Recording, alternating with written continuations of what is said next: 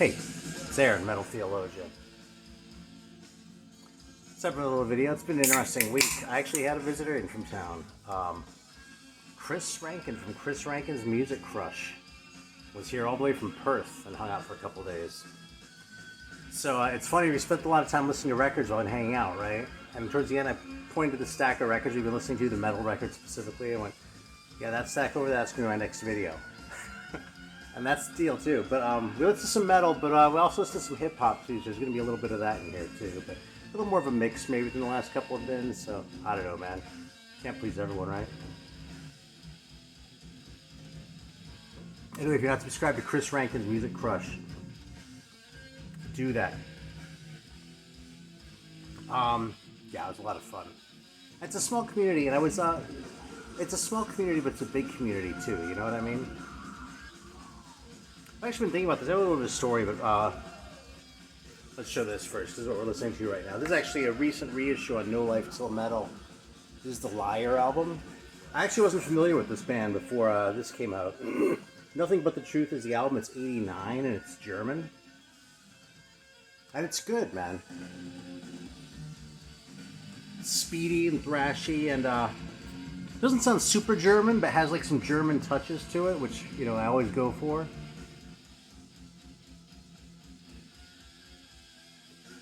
And the execution is just really good, you know what I mean? It sounds like a band that really had it together. I suppose 89 was late enough that you couldn't get away with being a bullshit band, you know what I mean? If you come in with Venom levels of musicianship in 89, you know, there's just too much competition at that point in time, but oh well. Anyway, Liar is really good. Now, it's a new band to me, so hey, once again, I learned shit from the community, right?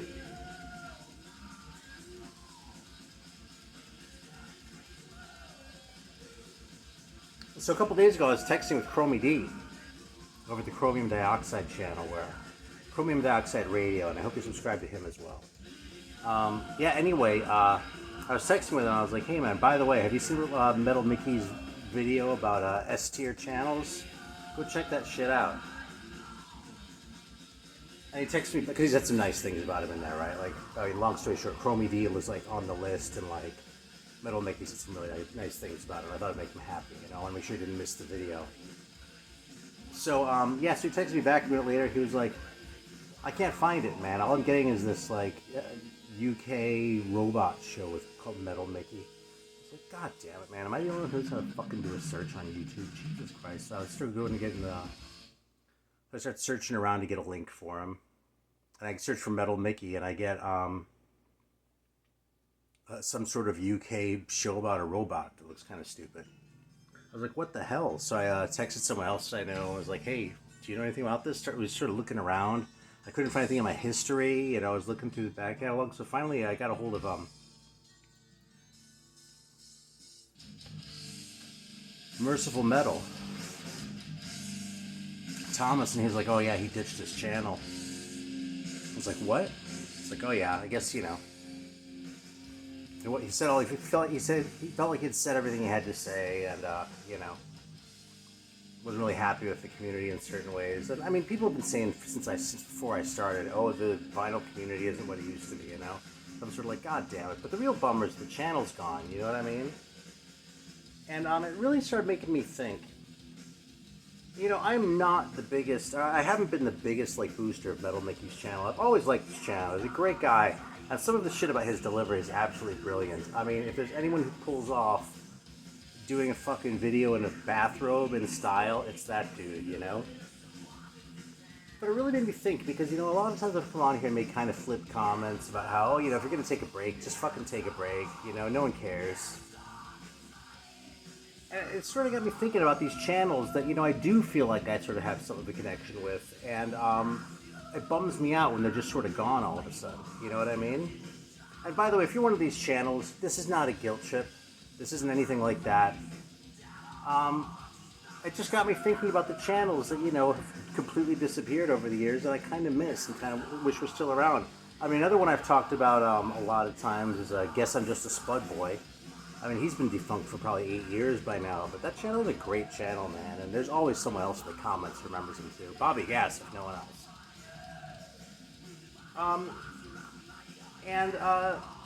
I guess I really kind of had to change my tune. I mean, also hang out with Chris for a little while. You know, he's made some videos and his channel's solid. You know what I mean? But I've been doing this longer, and you know, had a certain sort of attitude towards it. But you know, he was saying things like, you know, when I'm talking about shit, he'll like make a note even of shit that I don't like shit that I talk shit about because he's curious about like what it sounds like anyway. And that's really kind of humbling because I'm like, man, that's what I used to do with fucking like Lester Bangs. You know what I mean? I would psychotic reaction, the carburetor done. I have owned. I think the only record mentioned in that book that I have never owned is Jammin' with Edward. And you can probably figure out for yourself why that might have just been a bridge too far. But you know, I come out here. I don't think I'm that important. I'm just some fucking guy. You know, a couple times people ask me about t-shirts. I'm like, no, there are no metal theologian t-shirts. I'm just some fucking guy. You don't need a t-shirt, you know? I have no intention of hanging up the channel, but I think I've decided that sort of against everything I've said in the past, if I were to decide to hang it up, I'm actually going to make a video and say, hey, here's what's going on. I'm not going to go into a ton of my personal life, but, I mean, this hypothetical personal life, right? In the future where shit's all fucked up. But, you know, I'll just let people know what's going on because, it's kind of made me see if these channels really mean something to people. You know what I mean? It's easy to sort of take it for granted, especially when you've been doing it for a while. And, you know, I've seen a lot of people come and go since I started doing this. And, you know, some of them I'm quite happy to see go, you know? But there are a lot that I sort of bumped out. I mean, another one that comes to mind that also just went away this year was Ken's death metal Crypt. You know, I'm not a super big death metal guy. I'd be lying if I said I was sitting here waiting for every Ken's death metal Crypt video, you know, religiously, just like waiting to watch it. But that channel was like a real service, you know what I mean? Like he had the knowledge and shit and the demos he uploaded and that. And there's just so much information. He was such a cool guy. Just, you know, again, not a whole lot of overlap as far as the tastes were really focused, but we did do a stream once together on a heavy metal urge about new wave of British heavy metal. And his enthusiasm is just infectious, man. I mean, if you want to listen to a guy just like talk or just like get you excited because he's so excited, you know. Ken is awesome at that, you know. So I was really bummed to see his channel go. And again, I understand we have our reasons. Again, Ken, if you're watching, this is not a guilt trip. This is not shit. This is me just sort of out and reflecting on this stuff. And really starting to see Metal Mickey go. I hope he comes back. I hope he just... And by the way, if you're a channel and you decide you want to hang it up, leave your videos up. Don't delete them. Because you've really put something out into the world. You've put something out into the world that nobody else could put out in quite the same way. You know, it's really like elementary school, like Sesame Street, Mr. Rogers bullshit to say, oh, you're special, you know, you do things your way. It's easy to sort of brush that shit off. But the thing is, it's really true. You know what I mean? And even if there's only one guy out there who's ever watched your shit, that's one guy that you had an impact on. You know what I mean? And I mean, that really kind of dovetails with how I look at the world in general, because if I can make the world just a little bit happier by having been here, then that's really all I can ask for out of life, I feel like. You know what I mean? If it makes people, if I made somebody smile who needed to smile that day, then it was a good day, you know? So, yeah, I still don't think I'm all that important or anything like that. You know, I don't know, I guess I'm a little bit resolved to be a little bit less sort of flip about the whole, like, nobody gives a shit thing. I mean, because on the one hand, it's true. On the other hand, it's totally not true. And I've really been thinking about sort of the second half of that equation, you know?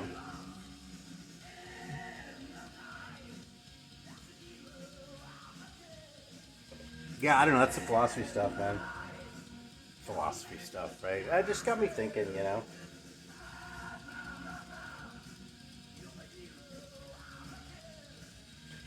One more thing, there's no shame in disappearing and coming back once in a while. I just got a really nice comment a couple days ago from Corey's music channel. Used to be Overkill Vids, fucking 10 years ago or something. He's had a couple other names in the meantime, but I've called him the Alan Lomax of the vinyl community before because he's gone and like done these interviews with record stores and that, and really documented a lot of different shops around the country in a way that's really. I mean, again, it's like anthropology in a way, you know. So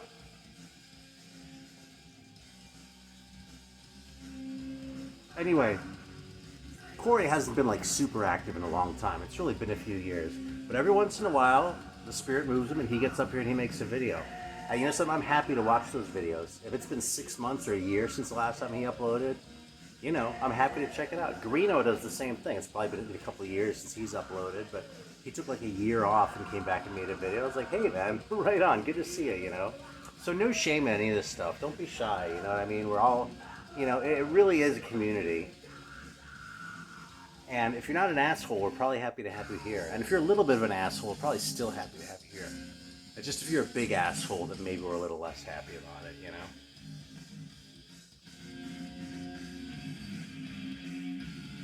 Yeah. Alright, let's talk about some records then. So this is actually a recent arrival. I just got this from the mail. This is my first time owning this guy. And I gotta shout out Svart Records a little bit for doing it right, because there was an earlier reissue of this. Of course, it's like Death Doom stuff, right? So not really my normal wheelhouse, but kind of an important record that I really should, like, know or at least have heard before, you know what I mean? So I was happy to get my hands on it. Listen to it with Chris, of course, he's like, oh, fuck, you know? And I'm like, yeah, I'm not really in the mood for this right now, but I can recognize that it's awesome, you know? But regarding Svart's version of it, there's an earlier reissue of this that was like a 2-record set that had like a bunch of like extra shit, and I don't want all that fucking crap, man. I just want the album. So I was really glad to be able to get this. You see, single cover, no gatefold or anything like that. I haven't torn the shrink off yet. It's gonna go, believe me. But this is what I want, you know what I mean? I mean, the extra shit occasionally can be really cool, the extra demos or whatever else, but a lot of times it's not necessary, and I didn't really want all that fluff and the extra thick spine taking up space in my fucking shelves and all that shit, so I'm happy to check this out, and it's definitely an interesting record. I mean, like I said, I wasn't really in the mood for it when we were listening to it, but it did make me think of Cyanide, whom I really like a lot, you know? So one of these days, this record's gonna hit me just right, you know? It's definitely a pretty awesome piece, so I'm glad that it's, like, readily available. Yeah, I showed this one recently. This is probably Chris Rankin's favorite when he was here. But, yeah, this is the Rotting Corpse record. Again, sort of the Texas. It's funny, it's not the Militia record that was the Texas Holy Grail. It was a wizard. It was fucking Rotting Corpse. Because I found the other records, you know what I mean? But these guys had never put any record out, so there was nothing I could do, you know? I just had to go and hope that someone did it, and finally someone did, and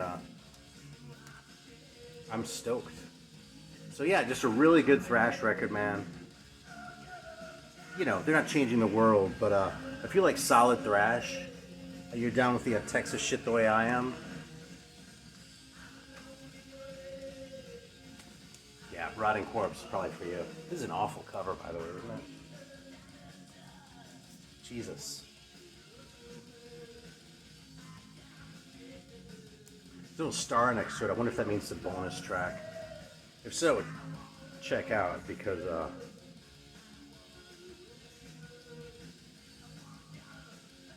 no, there are a couple bonus tracks on here, but not this one.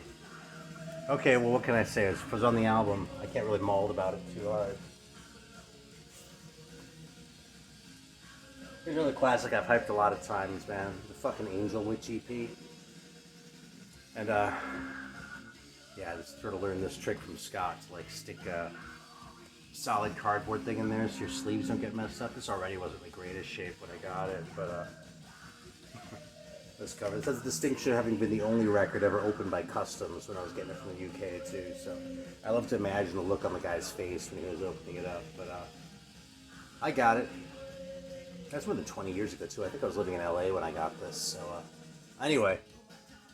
Fantastic record. This is the best Angel Witch record for my money. I still maintain that the LP is a little bit underwhelming compared with shit like this that Angel Witch was capable of doing. I think if you're only going to get one record by them and you can't find this one, your best bet might be the 70s tapes, because it has two of these songs, Hades Paradise and Flight 19. And then it has the other songs for the compilations, like Baphomet off Metal for Mothers and Extermination Day off Metal Explosion. It's not the same versions, but at least you get the songs. Then a couple things that appeared on the LP later on, right? But yeah, I kind of feel like that first album was their worst stuff. And it's a really good album. I'm not shitting on the record, you know. I just don't think it's like the classic that some people make it out to be. So that's a nice little quote there. Here's another one I hadn't heard in a while, actually. Chris actually picked this one, although I don't think he was here when I listened to it. Really solid thrash, man, by Protector. That's just a great EP, man. I kind of hate that picture on the back. There's a decided paucity of mustaches on there. I should probably just say lack of mustaches. But this front cover fan makes up for it, man. When your front cover's that good, maybe I can cut you some slack if your back cover's this good. Really solid thrash record, man. Like, again, like clean, precise. It, like, and this stuff's a little bit later. I don't know when this one's from. Probably around 90-ish, something like that originally. Yeah, recorded in May of 90. But sometimes you listen to thrash records from 1990 and they just sound kind of like a little tired, like a little bit late. You know what I mean? Like they were late to the party. And sometimes it sounds like they were actually like learning something over the course of that time and were ready to deliver it in 1990. And Protector really falls in the latter category. They made a few records that are all really good. But they're all kind of creepers for me too, you know what I mean? This is one of those bands I sat down and loved the first time I ever heard them. I actually got the first EP in the early days of eBay when I was just grabbing everything with remotely metal. And I ended up letting it go because I just didn't think much of it, you know. Later on I gave it another chance. And I was like, God damn, I really missed it the first time around. But yeah, Protector, you get Shedding of the Skin, or I'm spacing the title of that first one. Golem is great too. Really not going to go wrong, and these things are around. They're on High Roller, and I don't know if they're currently in print or not, but these probably aren't their most in-demand releases, so they're probably not too hard to find, even if they're out of print right now.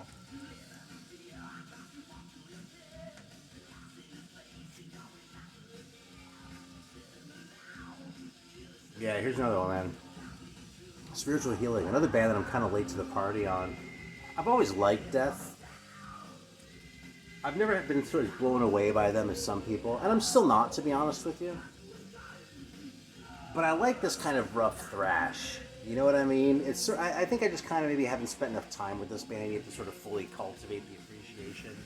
You can definitely hear the death stuff starting to come in, especially in the title track, Spiritual Healing.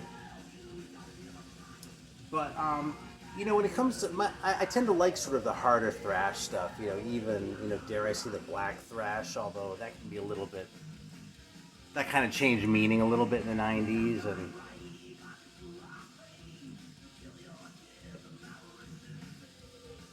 anyway, when I think of that, I think of shit like the early Death records, you know, and this record pretty much delivers on it, but if you're a death metal fan and you want to sort of go to the roots of it, I don't think this is going to disappoint you either. Really kind of deserves its reputation. So this is a reissue. I don't have originals of these Death records, but very good stuff. Yeah, this one's an original, man. This is one I just can't show too often. Yeah, I've always been a fucking Voivod fan since I first heard of them. I probably told this story 100 times, but when I got into Voivod, I was still living in Germany, and a friend of mine had a mail order catalog, and we were like on the phone, like reading through the catalog together and just like trying to find like the funniest band names we could and shit like that. I remember one of them was Omen, but that wasn't because of Omen, it was because, at least I thought it was funny because of how my friend pronounced it, like with its German accent, like Omen. Like it wasn't wrong, it's just like somehow, I don't know, man, it was just like a weird sort of linguistic thing that cracked me up. But the one that took the cake, it was just unbeatable, was Voivod. Roar, right? It's like, what the fuck? So I was at a record store at the time. You could listen to anything in the store, you know what I mean? Even like new records and shit. It was unsealed. I don't know how it is today, but it's 30 years ago now. But I found a copy of this one sitting in the racks, and I was like, oh, okay, I've got to hear what Voivod sounds like, you know? So I put it on. I'm listening to it on the headphones, and I was like, holy fuck! I can't believe how good this is. It completely blew my mind. And then like later on, I was like, you know, because I was a fucking kid with no money, right? And yeah, later on I listened to it and went, or I was thinking about it, I mean, and I was like, I must have just like, I don't know, I must have been high or something like that. I wasn't high, but I was too little for that shit. But I must have been like, yeah, I don't know what I was thinking, man. Could that really have been that good? But I found this actually a little bit later. You can tell you can tell that the price sticker was from Chris's Warped Records in Lakewood. So anyway, probably got this in late '88, early '89, something like that. Probably late 1988. But yeah, I took it home again, man. It fucking blew my mind. Here's the other thing, actually, too, about this little fun fact. We had a cat in the house when I was in school. A Siamese cat. He's dead now. It's been a long time. But my mom has cats again, actually, but I don't. Anyway. My wife's super allergic. And I don't even fuck up my records anyway. I've seen what cats did to Bananas records, the ones behind him on the studio. I asked him about that sometime when you're watching Grown Man Record Night.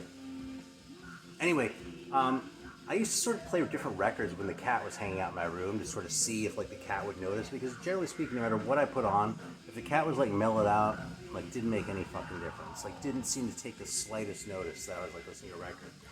The only record that the cat seemed to respond to was the intro on Killing Technology, like with those weird space noises and shit like that, like when it was happening, like the cat sort of started looking up and shit, like looking around like what the fuck. And for all I know, there was like a fly or something, there was a coincidence. But this record, in my mind, is the only the only record that my family cat actually had a response to when I was in high school. So that right there is reason to buy it, right? Also, it's a fucking all-time classic record. If you haven't seen a lip-sync video for Ravenous Medicine, do yourself a favor.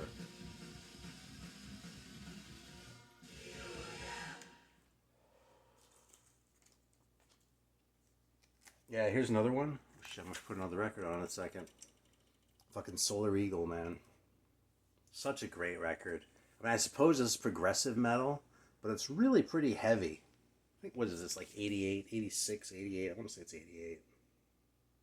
It doesn't say right on the back. I don't feel like pulling it out to see the label, but really weird, some weird stuff to it, too. It's a Canadian band. The singer has like a really high voice that sounds kind of, really kind of strange, you know? And then there are a couple like tracks overdubbed on the voice, too, so these weird sort of harmonies. But then the thing is like really heavy, while he's kind of, not quite yodeling, but like... When people tell me they don't like the singer for Solar Eagle, I understand. Okay. I'll just leave it at that. Anyway, it's a really fucking fantastic record, man. It's an all-time favorite of mine. It really is. I haven't pulled it out in a bit, but yeah, it was one of those where I kind of forgotten how great it is. And I was reminded while Chris was here, so there we go. Here's another one I haven't had that long, actually. I don't know if I've ever shown this before, but this is the Wolfsbane record. This is one of those I remember seeing kicking around back then, you know, back around the time it came out, around 1990-ish. And then there was something about this. I remembered someone was in this band, but I was like, oh yeah, I saw it. I was like, I don't remember. There was something up with that one. There was some reason I should know it, so maybe I should give it a chance. It's Blaze Bayley. That's what it was. Y'all are probably watching this going, it was Blaze Bayley. It was Blaze Bayley. I'm going, who the fuck was it? Yeah, I don't remember, man. It was someone. I'll figure it out when I care, you know? Because I've been listening to all this rap, you know? Anyway, it's a pretty good record, man. I mean, it definitely sounds professional. You can hear the Rick Rubin production job. But it's a good record, man. I wouldn't call this an all-time classic or anything like that. Maybe it'll grow on me more and I'll come back in a few weeks and say that. But I kind of doubt it. I think it's just a really good heavy metal record, you know? And it sounds kind of modern. And it feels like it's sort of like sticking a toe like into the 90s, sort of feeling out where things are going to go a little bit, but without sort of jumping all the way into it. You know what I mean? Honestly, if this sounded something like Cowboys from Hell, I would have no use for the fucking thing, you know? It still sounds sincere. It still sounds like it's metal in intent, you know what I mean? It's not like, You know, it's not like they were out there playing metal but saying, oh, we're not really a metal band, though. Like, you know, some of these fucking shows were at the time. A lot of these shows were at the time, let's be honest. And, yeah, it's a good record, man. Yeah, I'm probably going to listen to it a couple more times before I put that one away.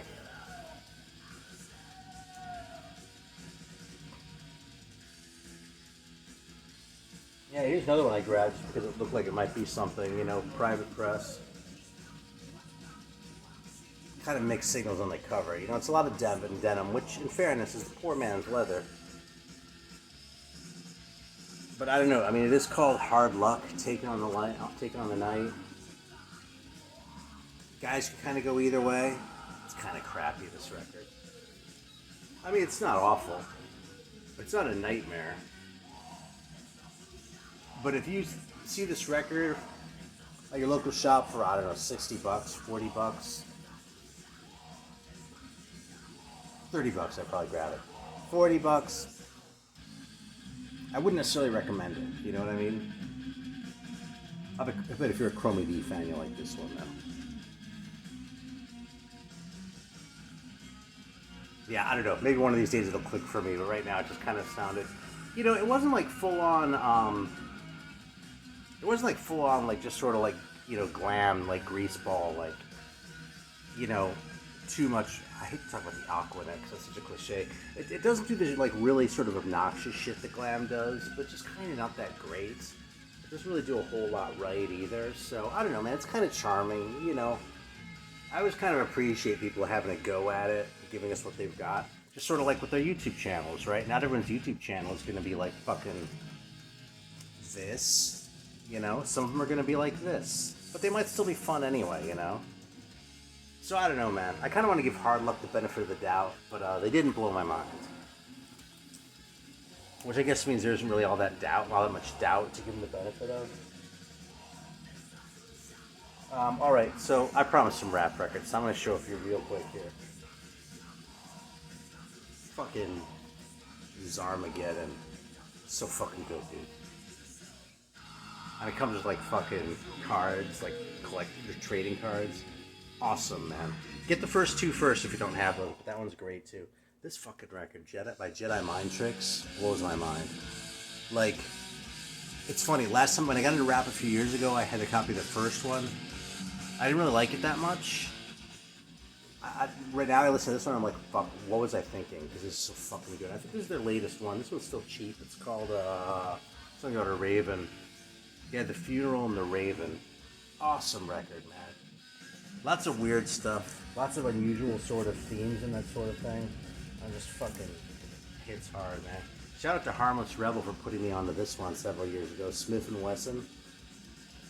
If it's choice between this and the Black Moon record, get the Black Moon record. But if you want a solid boom bap record, man, this one's really good too. If you need a little bit more after that Black Moon, fucking love this thing, dude.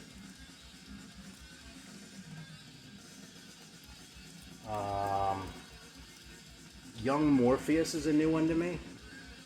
Let's check this shit out. Got it cheaper than that, I'm happy to say.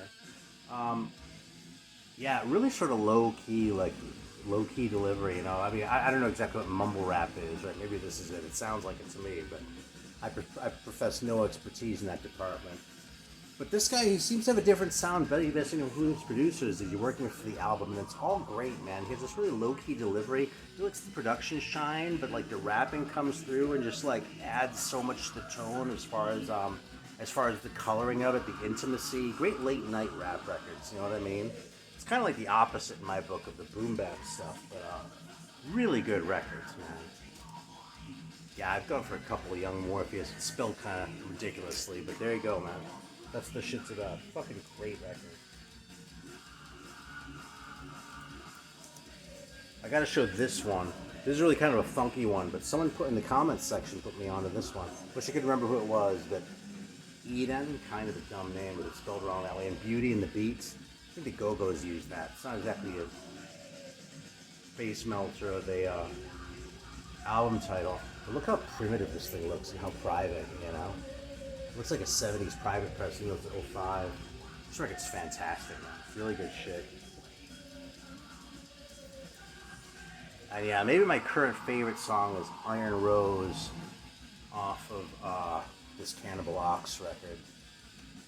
I really hope their first record gets reissued sometime soon because I want to get my hands on it. I don't want to pay for an arm and a leg. I can say that about most of Jedi Mind Tricks back catalog too, but a lot of this shit seems to go in and out of print. So, you know, if you get lucky like I did with this one, you know, just do what you can.